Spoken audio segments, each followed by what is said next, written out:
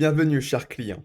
Au service du jour, je vais vous présenter votre nouveau coach de vie personnelle. J'ai nommé Jeffrey Marsh. If you do not have a family that loves you, I'm going to be your family. Alors, digne de confiance, n'est-ce pas? Alors, vous vous demandez sûrement pourquoi est-ce que je vous parle de ce charmant individu. Eh bien, récemment, notre ami Jeffrey a été affiché par une femme qui l'accuse d'utiliser son compte TikTok pour attirer des enfants à discuter avec lui sans le dire à leurs parents.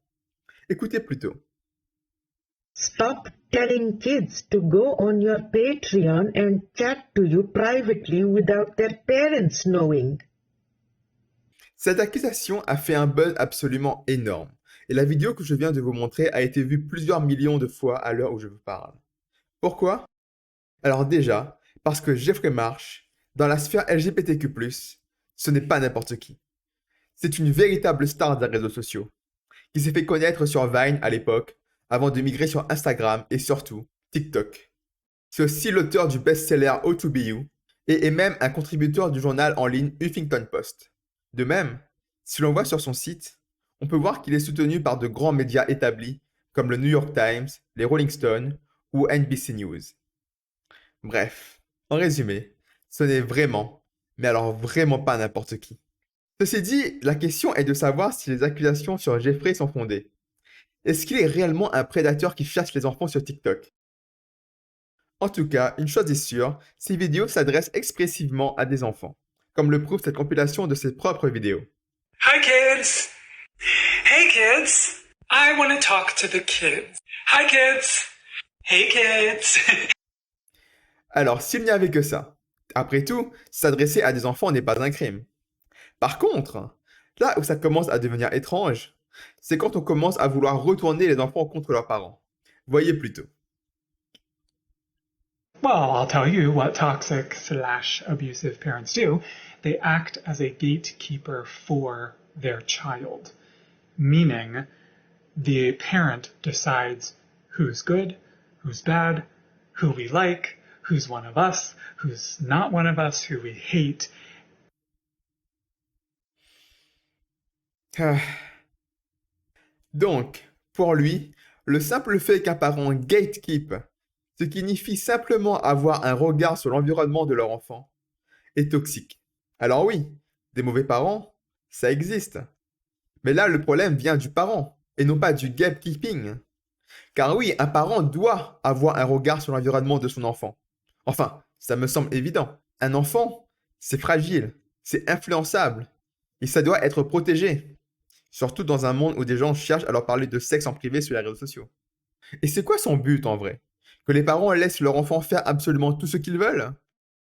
Surtout que son discours est extrêmement dangereux et pervers.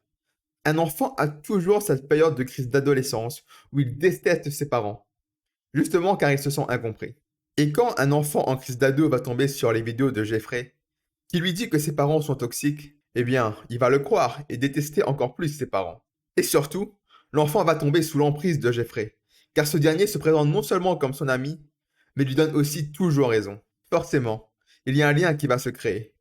Pour l'enfant, seul Jeffrey peut le comprendre, et tout ce qu'il dit sera forcément vrai. Mais notre ami Jeffrey va encore plus loin dans ses vidéos. Il encourage même les enfants à couper le contact avec leurs parents. Should I go no contact with my mom? I will tell you about going no contact. Don't worry about hurting a parent's feelings. If you have toxic parents will always make it about that. Your parents rushed you. Your parents screwed up. Families like to keep the roles the same. Here's your way out. If you do not have a family that loves you, I'm going to be your family. Donc, je résume. Nous avons là un adulte qui s'adresse expressivement à des enfants, qui cherche à les faire détester leurs parents, et qui leur explique comment quitter leur famille, et qui cherche à créer un lien intime avec eux. Oh, et si vous vous demandez de quoi il parle dans ces vidéos, eh bien, principalement des questions sur le sexe. Par exemple, que le sexe biologique n'existe pas, que les bloqueurs de puberté sont sans danger, ou encore, de pourquoi est-ce que faire l'amour, c'est compliqué. Bon allez, arrêtons de tourner autour du pot et disons les choses telles qu'elles sont. Ce type est un prédateur, ou à minima, un danger pour les jeunes. Dans le jargon, on appelle les personnes comme Jeffrey des groomers, c'est-à-dire des individus qui vont s'immiscer petit à petit dans la vie d'enfants pour pouvoir les détourner et avoir une emprise de plus en plus forte sur eux, jusqu'à pouvoir les abuser à la fin. Ces gens-là, il faut les dénoncer, les exposer et si possible les passer devant la justice. Sauf que non. Comme Jeffrey est une personnalité célèbre du milieu LGBTQ+, il est défendu par cette même communauté. Tenez, voici un exemple de défense que j'ai trouvé. Stop telling kids to go on your Patreon and chat to you privately without their parents. Stop saying all queer people are predators. This person has never encouraged kids to go onto their Patreon. Trans people are the victims of so much violence in this country because we keep making assumptions that they're predators. Be better. Et là, vraiment, on a un problème. Déjà, non. On ne dit pas que tous les trans, ou queer, ou autres, sont des prédateurs. On dit que ce type-là, en particulier, en est un. Et il l'est, non pas parce que c'est un queer, mais parce qu'il cherche à séparer les enfants de leur famille et à rentrer en contact avec eux. Si n'importe qui faisait ce qu'il faisait, il serait traité de prédateur, et a raison. Ce sont ses actions qui lui valent ces accusations, et rien d'autre. Je ne sais pas comment le dire plus clairement, mais un adulte qui cherche à parler de sexe en privé avec un enfant, sans l'accord de ses parents, ce n'est vraiment pas normal.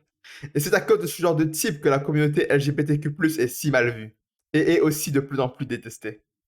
Donc, chères personnes LGBTQ+, si vous voulez vraiment arrêter la haine que subit votre communauté, c'est simple, faites le ménage chez vous, et mettez dehors les adultes qui veulent parler de sexe avec des enfants paumés. Je ne vois vraiment pas ce qu'il y a de si compliqué là-dedans. Mais ce n'est pas ce qu'il se passe. Les activistes LGBTQ+, défendent les leurs, même les plus toxiques. Tenez, vous vous souvenez de la femme du début? Celle qui a exposé Jeffrey? Eh bien, elle a payé très cher. Non seulement elle est harcelée en masse et a reçu des centaines de menaces de mort, mais même sa famille a été visée. Elle a reçu des menaces avec les informations personnelles de ses deux filles, avec leur âge, leur école, etc. Sa voiture a même été vandalisée, histoire qu'elle comprenne bien qu'elle n'est pas à l'abri. Et finalement, paniquée, elle a décidé de s'excuser dans une vidéo, en pleurs, par crainte que les représailles atteignent le point de non-retour. Certains la traiteront de lâche pour avoir plié le genou. Mais n'oubliez pas qu'au-delà de l'immense violence qu'elle recevait chaque jour, ses enfants étaient également menacés de mort par des fous qui seraient bien capables de passer à l'acte. On ne peut vraiment pas la juger de notre canapé. Mais le pire ne s'arrête pas là. Jeffrey Marsh a ensuite posté une vidéo où il remercie ceux qui le défendent aussi violemment. Thank you. Thank you for being a trans ally. Thank you for your big heart. Thank you for your love. Thank you for your support. You might have noticed it's, things are a little hairy on the LGBTQ front, with hate and hateful people. And thank you. We need you right now. Vous voyez, c'est là qu'on reconnaît les véritables mauvaises personnes. Ce type-là, il nous parle d'amour, d'empathie, d'acceptation, avec le sourire. Et en même temps, à travers ses mots doux, il encourage le harcèlement et les menaces de mort très réelles. Une personne saine chercherait à calmer les tensions. Mais non, lui, ici, il veut tout simplement détruire ceux qui le critiquent. Bref, je me répète, mais si la communauté LGBTQ+, veut réellement endiguer la haine qu'elle reçoit, il faut qu'elle se débarrasse de ce genre de type. Et aussi de tous les activistes qui parlent à leur place et qui sont extrêmement médiatisés. Parce que si rien n'est fait, je peux vous prédire aisément le futur. Les gens normaux vont de plus en plus assimiler les personnes LGBTQ+, à des types comme Jeffrey Marsh, et donc devenir de plus en plus agressifs envers eux. Et ensuite, c'est le classique cercle de la haine. Cette agressivité va être utilisée et détournée par les activistes LGBTQ+, pour persuader les personnes trans que le reste du monde les déteste. Et ainsi de suite. Donc voilà. La situation actuelle est vraiment extrêmement sensible. Et il faut absolument que les personnes trans ou homosexuelles, qui ne se reconnaissent pas dans des types comme ce Jeffrey Marsh, osent parler et les dénoncent. Ce sont les seules personnes qui peuvent le faire. Et s'ils ne le font pas, eh bien, la situation ne va faire que s'empirer de plus en plus, jusqu'au point de non-retour. Et voilà, c'est tout ce que j'avais à dire, et ainsi se termine mon service. J'espère qu'il vous a plu et surtout, prenez soin de vous.